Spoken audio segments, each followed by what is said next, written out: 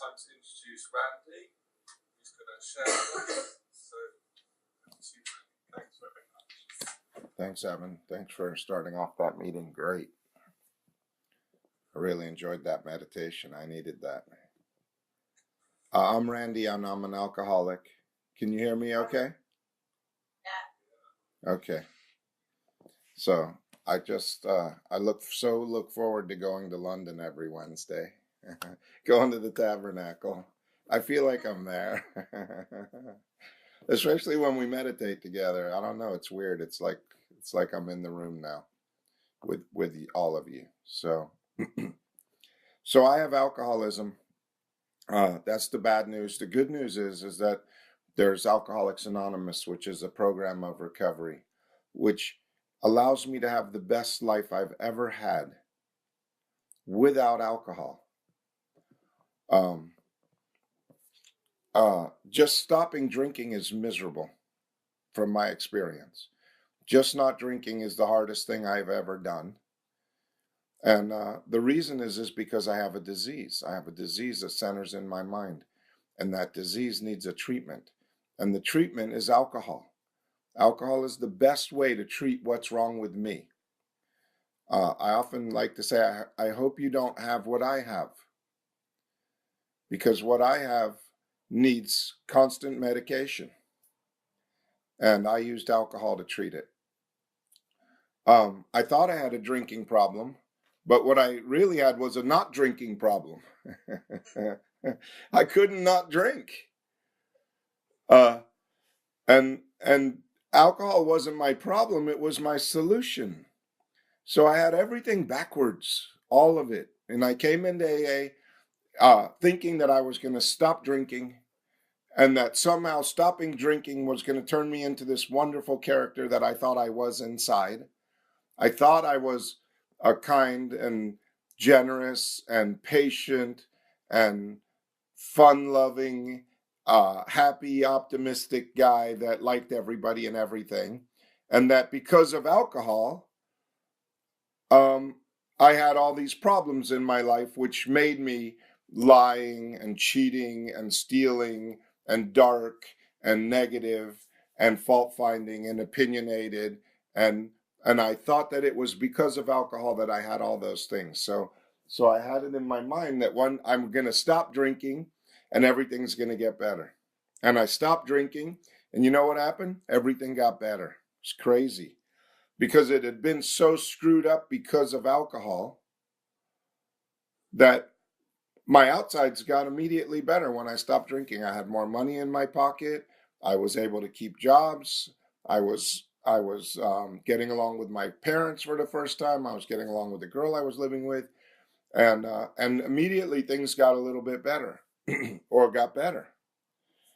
And I went to AA and they told me, just don't drink one day at a time and you're a winner. And that's the way we do it. If the first drink gets you drunk, and I didn't drink, and I made it 30 days and everything was fantastic.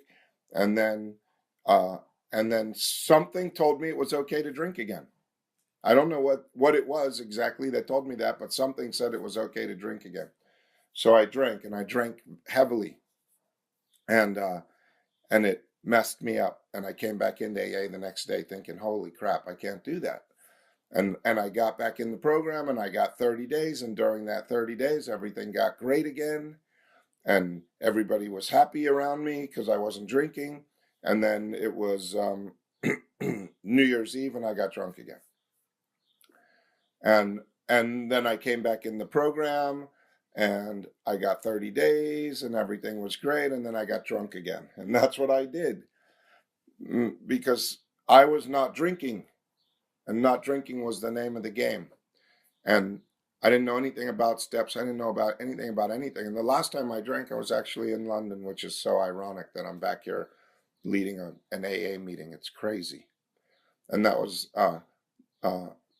It was the night before Valentine's Day in 1988. It's crazy.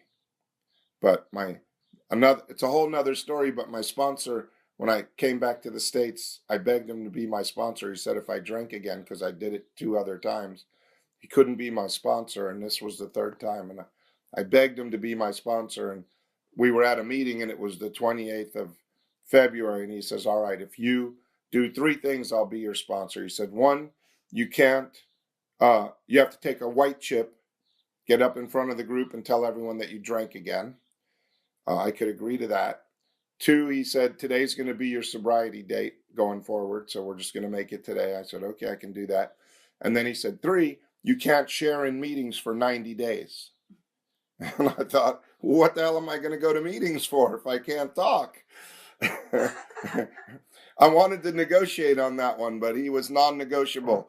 I think I had embarrassed him so many times by being that guy in the meeting that has under 30 days but knows everything about how it works and how wonderful it is. I was that guy. So in order to make himself look better, he told me I couldn't share.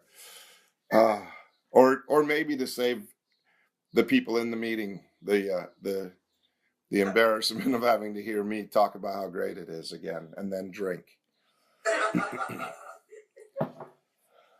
So I agreed to all that, and that's why my birthday is the 28th, which is going to be this Sunday, and I'm going to have 28 years on the 28th. Hold on a second. Okay. I'm going to go get more plaster, come back, and have lunch too. Okay, cool. Plaster last night, come back. Okay. See you in an hour or so. Okay. Sorry. I'm having some work done around the house. So I came back into AA, and I knew I could never drink again. I had a terrible experience the last time I drank in London, and I was completely fogged in. My brain was so foggy, I felt like I couldn't put sentences together. I don't really know what I was doing or where I was going, and not drinking for days, and I was still foggy and crazy, and I thought maybe I was heading towards like wet brain or something. I didn't know what was happening to me. But so I came back into the program, and I got the gift of I can never drink again successfully. I can never drink again I might drink again, but it's not going to be good. And but I still wanted to drink every day, and it took me 6 months to get over the craving for alcohol. And I prayed every day, God, or something, could you help me to not want to drink today? And then one day it went away, and my life did get better. My outsides got better because I wasn't drinking, but my insides were getting worse. I was getting mean again. I was getting nasty. I was finding fault. I was incredibly sarcastic about everyone and to everyone and everything. I was, my parents weren't appreciating me the way I thought they should for my sobriety. My girlfriend wasn't treating me with kid gloves anymore as time passed. And the job that I was doing was really annoying to me, and the people I worked for didn't appreciate me right. And so here I am now with some time, like a year and a half of sobriety, and I worked all 12 steps with my sponsor, and I'm starting to hate my life again, sober.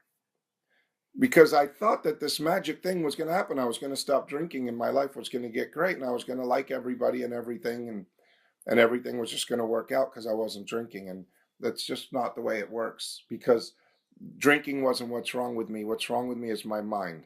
My mind has a disease. I am restless, irritable, and discontent. I thought I was restless, irritable, and discontent because I wanted a drink or I needed a drink. But I'm restless, irritable, and discontent. And because of that, I need a drink.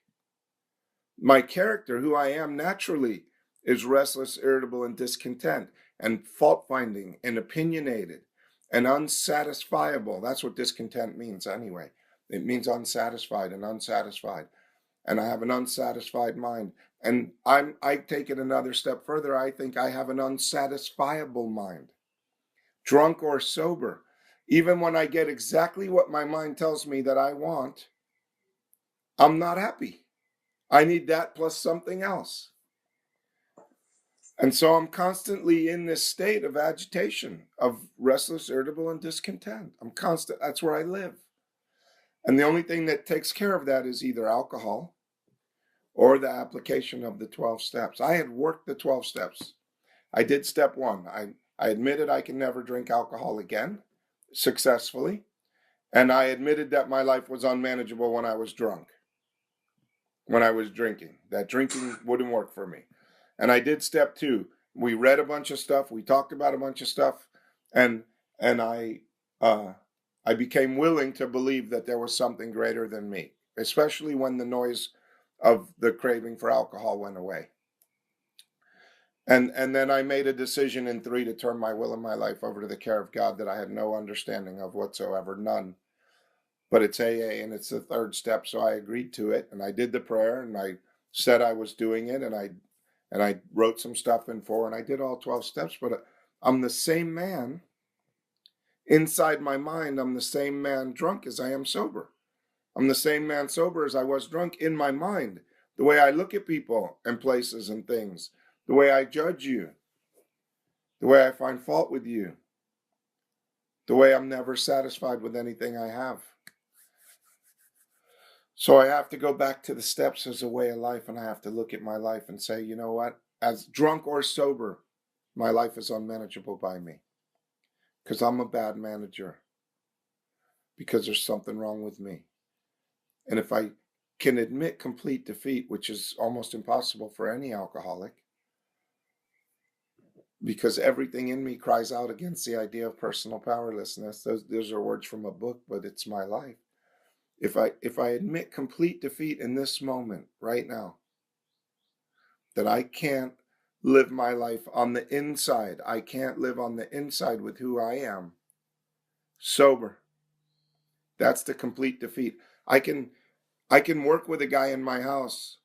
I can work with him on the outside. I'm not yelling and screaming. I'm not telling him what he's doing wrong every 5 minutes. But inside I am. Inside I'm looking at the job he's doing and I'm saying, why the hell didn't you put down a rag for all your crumblings from the wall to fall on? Why are you standing on it on my wood floor? And inside I'm killing the guy with his own hammer. I'm bashing him in the head for scratching my wood floors. But outside I'm smiling and going, oh, it looks like you're doing a good job. Isn't that crazy? But inside I'm building a case and I'm thinking, man, he better do a great job because he might have scratched my floor. And I don't like the way he's taking that hammer, that ladder through the door. If he scratches that door, now he's got 2 dings. And I'm just going deeper and finding fault and now I'm talking to myself, I'm such an idiot. Why did I hire this guy in the first place? And the self-talking mind starts, and by the time I'm done, I have to kill myself because I hired the wrong guy who fucked up my house completely, pardon my French. And my wife's going to leave me, even though she's sitting right here listening to all of this. My wife's going to leave me because I messed up the house and I wasted the money and it didn't get done right. And the guy's an idiot and I'm an idiot for hiring him and I should just kill myself. And that's the way alcoholism works in the day that I'm in. And that's why, with 28 years of sobriety, I still have a seemingly hopeless state of mind.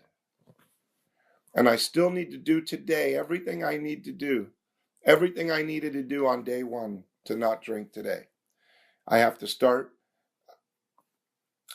acknowledge that I have alcoholism and I can't cure myself of alcoholism. No human power can relieve my alcoholism. I can't do it and you can't do it for me.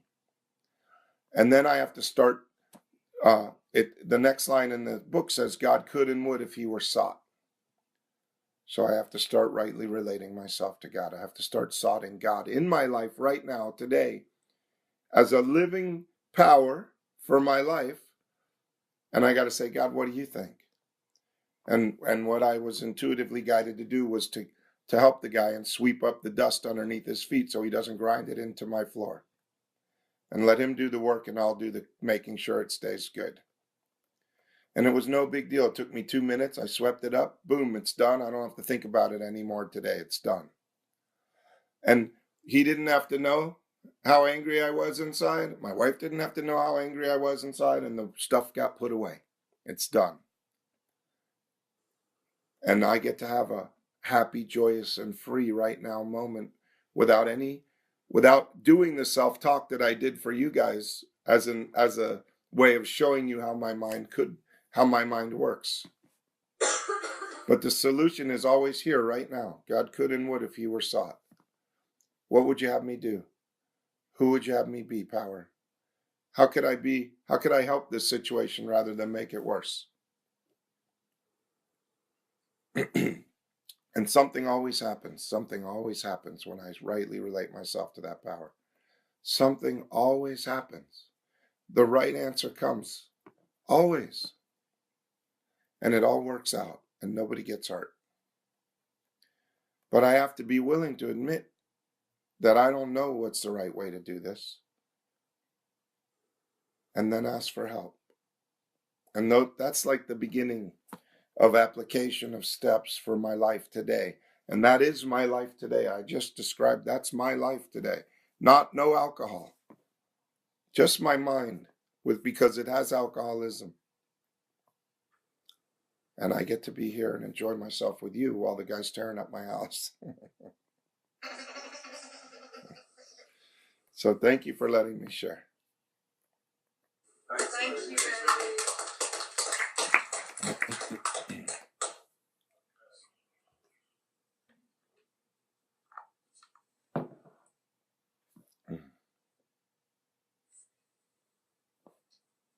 Thanks, Randy, for that wonderful share. Thanks. Thank you. Always identify, especially when you start identifying the illness that I suffer from,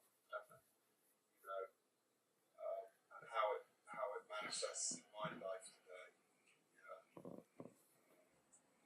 So we're going to have sharing back now, and if you'd like to share, please come up to the front and share with us. And if you could limit your sharing to 4 minutes or so, and if you go over this, I'll indicate